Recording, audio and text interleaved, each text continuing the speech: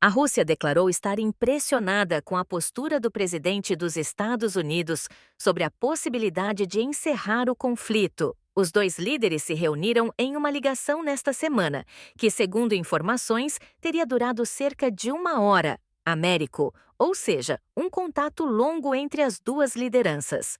O que sabemos sobre isso? Pois é, Elisa, essa conversa entre Trump e Putin ocorreu sem que o presidente ucraniano, Volodymyr Zelensky, fosse previamente informado. Ele só soube do conteúdo do diálogo mais tarde, por meio de uma ligação com Trump. Segundo relatos, o telefonema abordou diversos temas, mas com foco especial na guerra na Ucrânia. Ambos os líderes saíram com uma percepção otimista sobre a troca de ideias. Essa comunicação já gera grandes repercussões. Primeiramente, demonstra uma reviravolta na política dos Estados Unidos. Ao atender a ligação de Vladimir Putin, Trump recoloca o líder russo no cenário diplomático internacional, apesar de ele ter sido isolado pelo Ocidente devido à invasão unilateral da Ucrânia. Agora Putin retorna ao jogo político, desta vez tentando negociar o fim do conflito. O problema, Elisa, é que a Ucrânia tem sido praticamente deixada de lado nessas tratativas. Ontem mesmo, o secretário de Defesa dos Estados Unidos afirmou que a entrada da Ucrânia na OTAN, a Aliança Militar Ocidental, não está no horizonte próximo. Além disso, os americanos consideram improvável que Kiev consiga recuperar os territórios tomados pela Rússia. Isso sugere que, no processo de negociação, as áreas ocupadas pelos russos permanecerão sob controle de Moscou.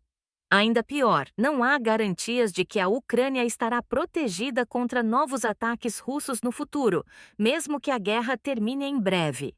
Em outras palavras, Trump parece ter dado crédito às exigências de Putin, ignorando quase completamente as reivindicações ucranianas. A situação é tão delicada, Elisa, que líderes europeus já manifestam preocupação. Eles argumentam que a Ucrânia precisa participar diretamente dessas negociações de paz, temendo que os acordos sejam firmados apenas entre Washington e Moscou, sem a devida consideração pelas demandas europeias e, principalmente, pelo governo ucraniano. Além disso, há um outro fator preocupante. Os Estados Unidos cogitam cobrar da Ucrânia as dívidas acumuladas nos últimos 3 anos pela ajuda militar recebida. Trump também estaria interessado em garantir acesso aos minerais raros do país. Ou seja, Elisa, estamos diante de um cenário onde um possível acordo de paz seria selado diretamente entre Israel e a Rússia, sem envolvimento efetivo da Europa e com mínima participação da Ucrânia. O país que foi invadido, que sofreu destruição massiva e perdeu milhares de vidas, pode acabar tendo que aceitar um acordo imposto pelos russos, sem que suas principais demandas sejam atendidas. Além disso, corre o risco de ter que arcar com dívidas e concessões futuras. Essa questão deverá ser debatida em uma cúpula já em planejamento entre Trump e Putin. Segundo o próprio ex-presidente americano, o encontro provavelmente ocorrerá na Arábia Saudita. Hoje, o porta-voz do Kremlin confirmou que os preparativos estão em andamento, embora sem anunciar oficialmente data e local.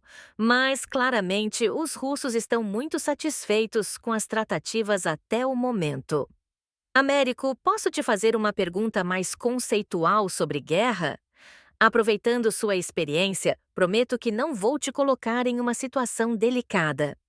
Essa abordagem de Trump de simplesmente declarar que a guerra acabou e encerrar o assunto costuma ser eficaz, porque, no geral, conflitos internacionais seguem um ritmo diferente, com trocas intermináveis de e-mails, conversas entre assessores, reuniões e protocolos.